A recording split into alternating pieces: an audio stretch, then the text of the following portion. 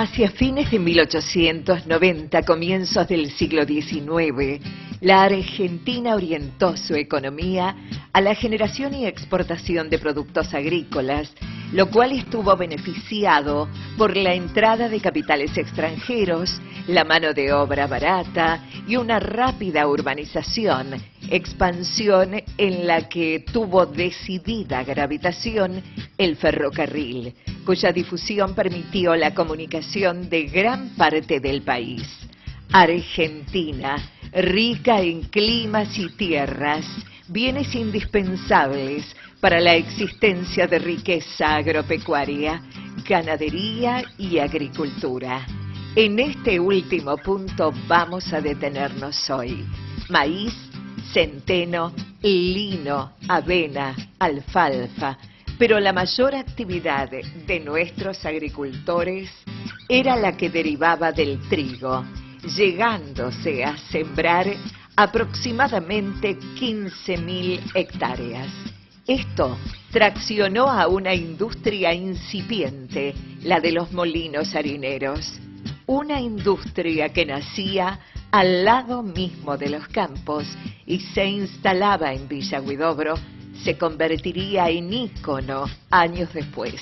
Molinos Fénix, Sociedad Anónima.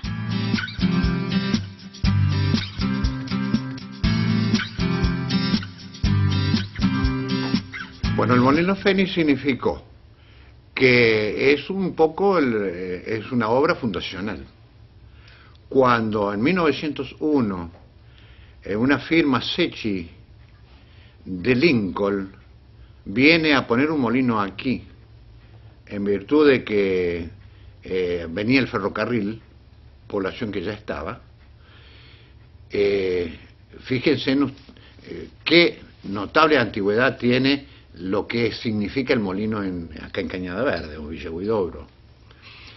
El Fénix fue sucesor de aquellos pioneros y se instaló aquí.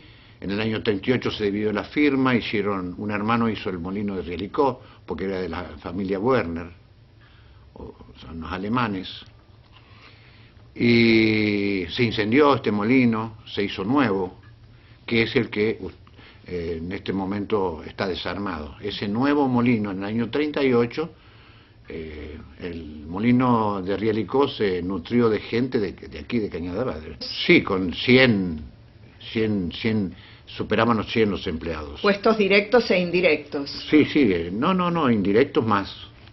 Porque entre el escritorio, lo que era el plantel de molineros y el plantel de personal, el personal, conozco listas de 105, 106 personas. De todos modos, si vamos a hablar un poco del molino, es tiempo pasado para Cañada. El tema está en que en la política de reducción de plantas fabriles en el país en el año 79, con la economía del proceso militar, porque históricamente, cuando hay gobiernos democráticos, la molinería tenía un sistema de subsidios, y cuando no había gobiernos democráticos por los golpes de Estado, eliminaban los subsidios de los molinos y entonces procedían a reducir plantas. Molino tenía Fénix, porque es Fénix, así se llamaba el nombre del molino, eran 10 molinos. Sí. Es decir, América, Pico, Villa Huidobro. Diseminados por todo el país. Sí, incluso quiero aclarar bien, Casilda y Río Cuarto lo cerraron. Sí. Redimensionan la producción, la molienda, en 5 molinos, lo que era 10. Quedó en pie Villa Mercedes, Villa María, Venado Tuerto, Rufino y La Borda.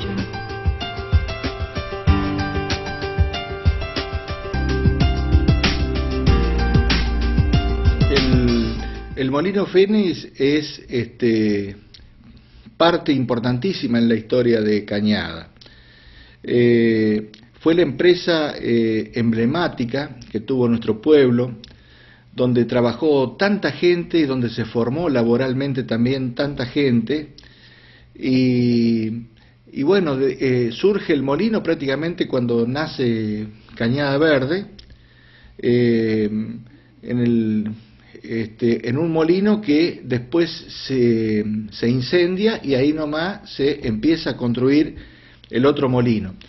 Nosotros con Hugo Pico, cuando hacíamos la historia de Villa Huidobro, Villa Huidobro en la historia de su vida, dedicamos muchas páginas a fotos de la construcción de una obra que era realmente monumental para nuestro pueblo. Y después llama la atención que ya a principio, antes de la década del 80, después de haberse modernizado totalmente el molino, como haberse puesto una máquina embolsadora automática, de haberse hecho silos nuevos, de haberse hecho muchas cosas, al poquito tiempo lo cierran al molino. El molino Fénix, la empresa Fénix lo cierra al molino. Esto indudablemente causó un impacto en la economía, desde el punto de vista laboral, en Villa Huidobro, que fue tremendo. Y porque era un símbolo, el molino Fénix era un símbolo acá en Villa Huidobro. Y después, bueno, nosotros pensábamos que era lo peor, el molino estaba, pero lo peor vino después. Yo soy desde muy joven piloto de avión, y siempre cuando uno llegaba a Campillo, más o menos a 1000 metros de altura, tomaba como referencia el rumbo a Cañada, que eran los silos del molino que se veían perfectamente bien, y uno tomaba el rumbo. A hoy pasar, y uno cuando venía arrimándose a Villa Huidobro veía lo primero que resaltaba desde el aire era el molino. Hoy ver que no está más eso y que queda ruinas, todo eso, es como si a Villa Huidobro le hubiesen arrancado un brazo, parece que una parte de su historia. Efectivamente, como lo marcaban los testimonios, don Emilio Werner, fundador del Molino Fénix, llegó a la Argentina en 1885, enviado por una firma para la cual se desempeñaba como técnico molinero.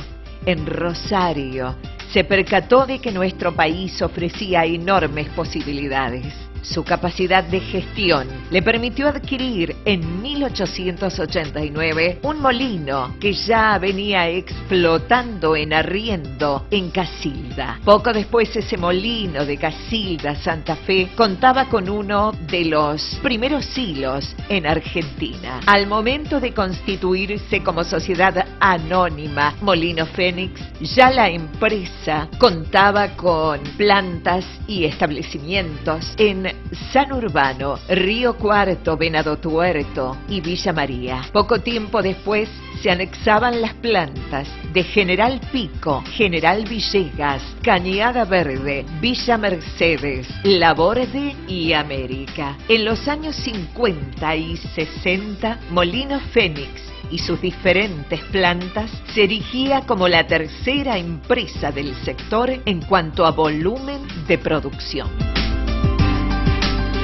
El señor Néstor Gianni trabajó 30 años en el antiguo Molino Fénix. Exactamente. ¿Se recuerda cómo fue el ingreso? Sí, yo ingresé al molino el 2 de octubre del año 50. Entré a remendar bolsas, mecánica, pasé del galpón a la sesión molino y terminé al último como segundo molinero, segundo jefe molino. Después, el año que cerró el 79, el 79. Sí. Fue, digamos, ascendiendo en la escala fui de la sesión galpón, pasé a la sesión molino. Era por sesiones ahí el trabajo. Y, ¿cuántas personas trabajaban? Mire, hubo un tope de gente, efectiva, de 82 personas. el tope que hubo. Después a veces hubo menos. Después. Y sabía ver más cuando había, él lo sabe, había cuando, en las cosechas que se hacían las estivas afuera. Y los galpones de ferrocarril. Los galpones se llenaban, se ocupaba gente changarina. Trabajaban varios más. O sea que además de los efectivos había otros sí. empleados fluctuantes, diríamos. Sí, empleados golondrina que se llamaba. Empleados golondrina. Exacto. ¿Cuál era la materia prima? ¿Cómo era el trabajo día a día? Y la molienda, Ajá. moler el trigo para hacer la harina, las máquinas que lo molían y las que lo zarandeaban, digamos, vamos a ponerle así, para extraer la harina de adentro del grano. Iba la harina y el resto era su producto. Era más o menos un 68, 66 a 68% de harina. Y el resto era su producto, llámese afrechillo, afrecho, semita. ¿Y los sueldos cómo eran? Y los sueldos siempre eran por convenios de todos los obreros molineros. Y aquí en el pueblo eran de los mejores sueldos. Siempre fueron buenos los sueldos del molino. Importante fuente de trabajo. Imagínese, aparte de 80 familias, los derivados que había acá en tiempo cosecha, sabía ver 20 camiones que rodeaban el molino. Más antes los carros, trabajaban los negocios, todo acá. Esto tenía una influencia bárbara en el tiempo, a lo mejor era todavía muy reducido. Hoy ya hay otros medios. Ayudó al progreso, sin lugar a dudas. Sí, aunque hoy ese molino, así no hubiera pasado nada, ni nada, no estaría trabajando seguro. Porque hoy la molinería tiene un sistema de molienda que con 8 o 10 personas, elaboran lo que hacíamos nosotros con 80. Sí. Así que no habría necesidad de tener, sería una cosa. Y eso los empresarios nuestros patrones, lo vieron venir. Sobre la base del grano de trigo y con la idea de seguir desarrollando localmente el potencial agropecuario, el Molino Fénix marcó un hito clave en la economía de Villa Huidobro. Sus empleados, regidos por principios y una visión progresista, trabajaron fuertemente dentro de la empresa y generaron hacia afuera de la misma cadenas de valor integradas. Ovidio Merlo, otro de los ex trabajadores del Molino Fénix. ¿Cuándo ingresó usted, señor? En el 59. En el 59. ¿Cuántos años tenía usted? Muy joven. Sí, 25 años. Era la época de esplendor del molino. Sí, nada más que yo estaba en el campo, estaba en una estancia. Y me mandó a llamar un tío mío si no quería entrar acá. Claro, en estancia estaba porque éramos medio parientes, sueldo no había, lo único que me dejaban tener un animalito de eso. Y me vine, y estuve al año que estaba acá, me casé. ¿Y le convenía? ¿Eran sueldos?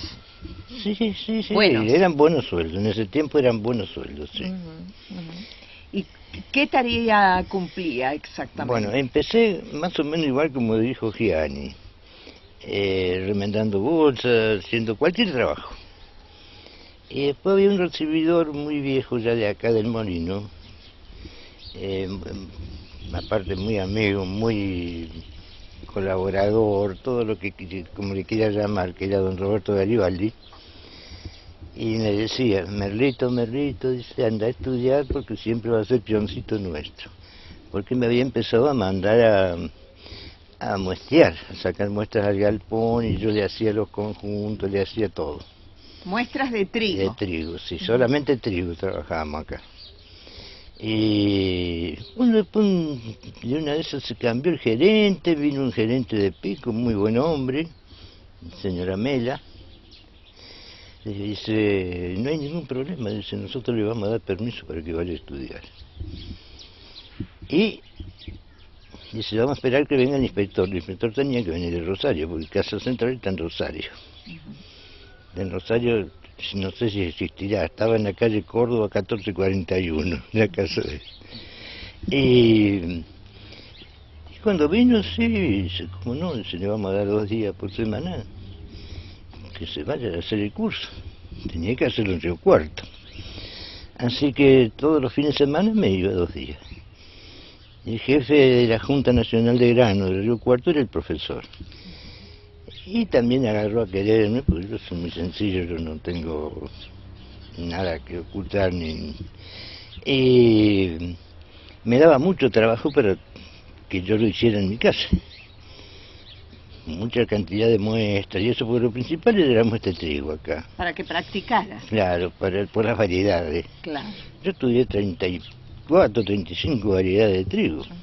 Y es capaz que si hasta el día de hoy me tiran alguna, las reconozca todavía. Es porque me gustaba, me lo llevaba adentro eso. Y que seguí hasta... Bueno, después se jubiló el capataz. Yo era el domador de los capataces que venían nuevos, porque venían y no sabían nada del movimiento, de donde trabajaban ellos, el movimiento que tenía el molino. Entonces yo tenía que guiar, hasta hacerle a veces las planillas de sueldo, se las hacía yo. Ahí tenía el escritorio yo por ahí. ¿Y cómo es? Y terminé los estudios y fui a rendir a Rosario, salió todo perfecto, todo bien, así que quedé recibidor acá. Y lo ascendieron. ¿Quedé? ¿Y en ese puesto se jubiló? Sí, pero fuera del molino, porque yo Claro. tuve que ir un año antes Claro. de cumplir los años. Ajá. Hice un año afuera. Y ahí cumplí los 30 años de servicio y después me jubilé. Y usted durante su estadía en el molino, siendo empleado de este molino, ¿tenía que viajar? Sí, mucho. Desde que me recibí, viajaba casi continuamente. Incluso a veces, no sé, cuando ya terminaba la zona de acá, me tocaba La Pampa, y después de La Pampa ya me iba para la provincia de Buenos Aires, hasta Bahía Blanca, hasta el puerto. Hablan de prosperidad y bonanza. Levantaron sus casas, hicieron estudiar a los hijos, sostuvieron dignamente el hogar. Ellos nos contaron cómo se molía el trigo y luego se ofrecía en diferentes productos. Felizmente a mí me anduvo bien, como muchos compañeros también, porque no se pueden quejar de esto, porque, qué sé yo, aparte lo han tratado bien, los sueldos eran buenos, porque aparte a veces el gremio los conseguía un 10%, la patronal a veces los daba el 5% más, así que en ese aspecto yo no puedo decir nada. Y si usted trabajó 30 años, mientras 30, tanto, sí. eso sirvió, digo, Sí, ese trabajo sí, digno sí, para sí, sustentar yo con la eso, familia, a lo justamente, mejor se hizo su me hice la casita. casita, justamente se lo debo, gracias a Dios a la empresa Molina. Claro, Sí. claro. Yo en ese aspecto, muy bien todo, no me puedo quejar porque ya tengo 83 años, así que, y por lo menos... Pero se le humana. humedecen los ojos, hay un Sí, temblor sí, ciertamente en su pero voz yo, mire, que vivo cuando acá ve las cerquita, yo ruinas, vivo acá ¿no? cerquita vivo, Ujú. así que el molino, acá viene la chimenea, tiene 40 metros, acá está presente mi compañero acá, esa la bajé yo, porque antes se trabajaba con la caldera, a leña, bueno, estaba todo que había que bajarla porque subía arriba a cambiar el luces, y a veces subía arriba, cuando iba subiendo a la mitad de la chimenea, las nubes que iban arriba se hacían así, se movía toda la chimenea. La verdad que para mí fue una experiencia enorme porque era todo nuevo para mí, pero dentro de la empresa había un primo mío que fue el que me hizo entrar ahí, y bueno, yo la verdad que agradecí tanto eso de entrar en ese trabajo porque son tipos de empresas muy grandes, pero que uno se adapta enseguida por la forma del trato, como que lo tiran a uno. Yo muy contento por todo eso. Era como cumplir un sueño en esos tiempos, ¿no? Sí, sí. Ingresar, porque era, digamos, todo legal, Todo. los empleados tenían todos los beneficios Sí, que sí. por ley habían sido asignados. Exacto, todo así, sí. Aparte que era una empresa que tenía muchos empleados. Ujú. ¿Cuántos Y aproximadamente? ahí más 120, 125 personas. Era.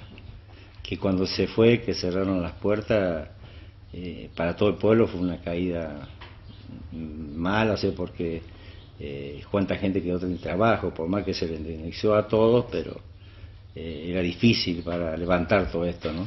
Pati, ¿y cómo definiría usted su trabajo? Usted dice era liquidador. ¿Qué Sí. hacía? ¿Qué rol cumplía un liquidador? Bueno, nosotros teníamos distintas, en la oficina donde trabajaba, éramos 8, de los cuales yo y otro amigo mío, también del trabajo, que era Eider, el Vivi Eider que le llaman, que está en este momento está en el Mar del Plata viviendo, nos rotábamos 6 horas trabajaba uno, 6 horas otro, por cuanto de noche hacía la facturación, porque en esa época salían normalmente en la semana y 6 operativos de harina que salían para Bolivia. Entonces íbamos facturando durante el día, y a su vez yo pasaba cuando el momento más libre, liquidaba la mercadería. Hacer una liquidación como si fuera cualquier cereal, solamente que era de trigo. Y ese es más o menos todo el trabajo que hacíamos nosotros. Tal es así que para nosotros fue una sorpresa grande. Fueron las primeras computadoras que llegaron acá a Villa Huidobro. ¿De qué año estamos hablando? Y el 71. Y fuimos con este muchacho que nos mandaron a Rosario a hacer un curso de 10 días. Y bueno, fue una gran novedad acá, porque ya los despachos se hacían de otra forma. Y bueno, se trabajaba mucho. Yo en casi todas las empresas que tuve, casi todas las empresas se trabajaba fuera de horas. Pero esta era una empresa normalmente que si vos trabajabas 10 horas al día, las horas te las pagaban todas, ¿no? Claro. Pero fue una novedad para todos, del modo que se empezó a trabajar, y bueno, las otras partes distintas, que nosotros en realidad teníamos muchas auditorías donde llegaba la gente o los ingenieros de Rosario y hacía controles quincenales o mensuales, no solo por la parte contable, sino la existencia de la mercadería, lo que salía de harina, de afrechillo, bueno, son los que más salía, las 2 tipos de harina, o sea, la 0 y las 4.0, y bueno, eso es tipo control. Después hacía controles de trigo, por la existencia que había, y bueno, eran gente que venía a controlar todo el sistema como que trabajaba la empresa, y que fue una gran cosa, un cambio que tuvimos que todos adaptarnos, ¿no?, para llegar a lo que esta gente pretendía, ¿no? Pero, digo, los puestos superiores, gerenciales, Sí. apostaban a empleados calificados, a la capacitación de ustedes. Sí, la mayoría todos estaban capacitados, pero por ejemplo ahí estaba el gerente, que era un hombre que había entrado acá, que ya venía de otro molino, que venía de Molino de General Pico.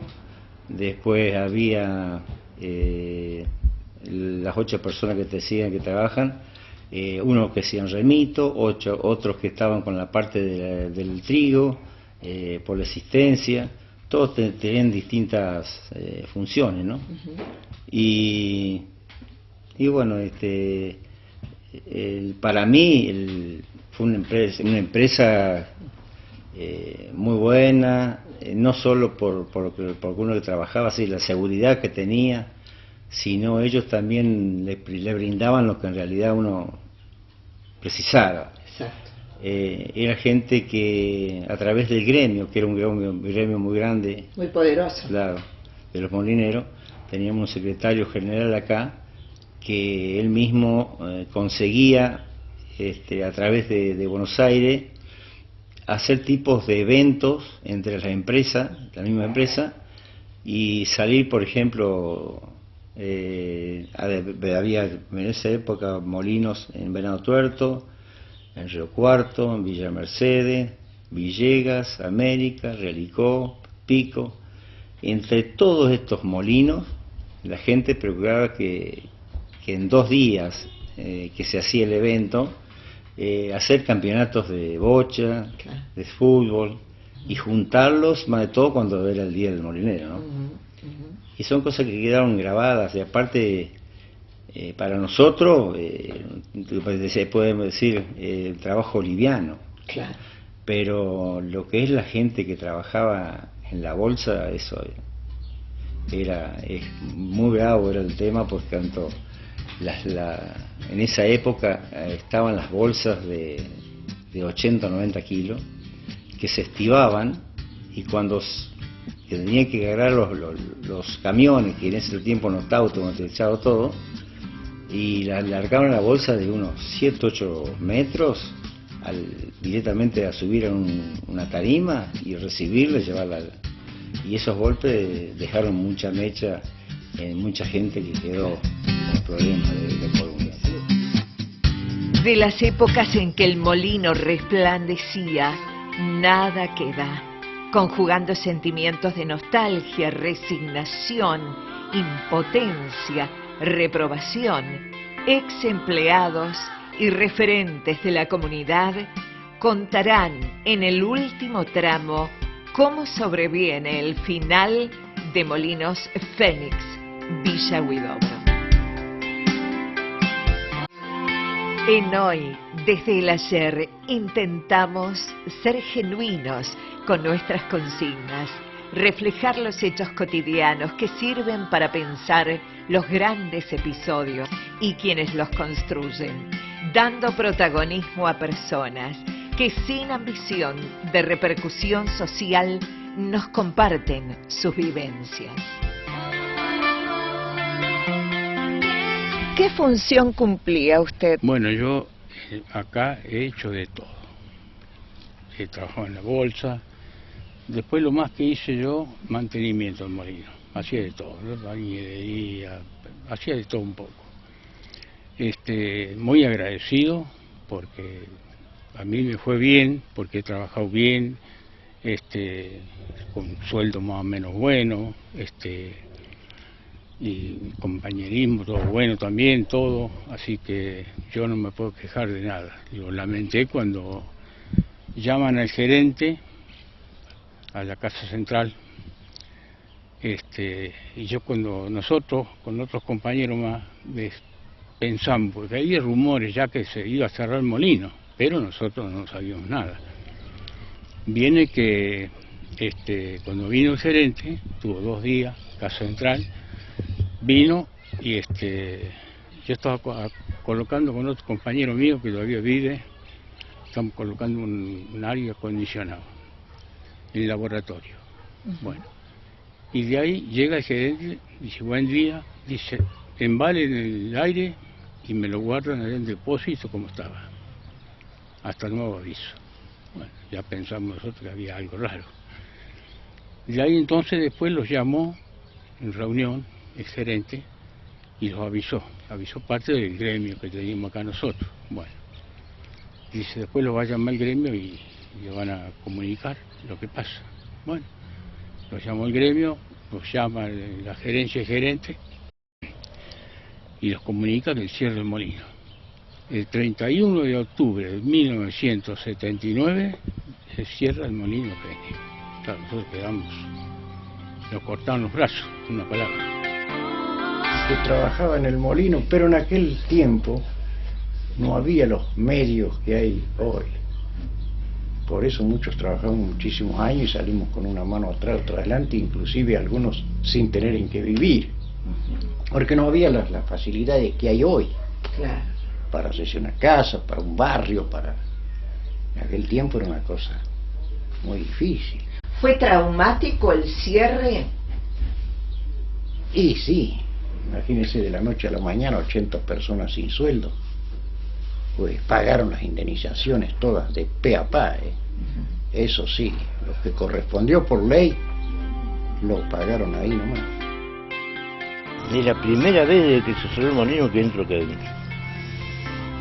Yo vivo ahí, paso, pues ni miro para el exterior.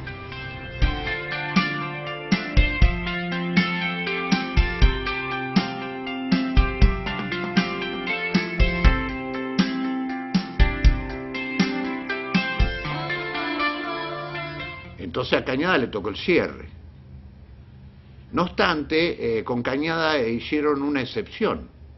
La excepción fue que, como era un molino que estaba mejor que los demás, por ejemplo, el caso de Casilda, estaba en el medio del pueblo y no lo quería nadie el molino. Y este estaba recién agrandado, refaccionado en algunas partes, modernizado.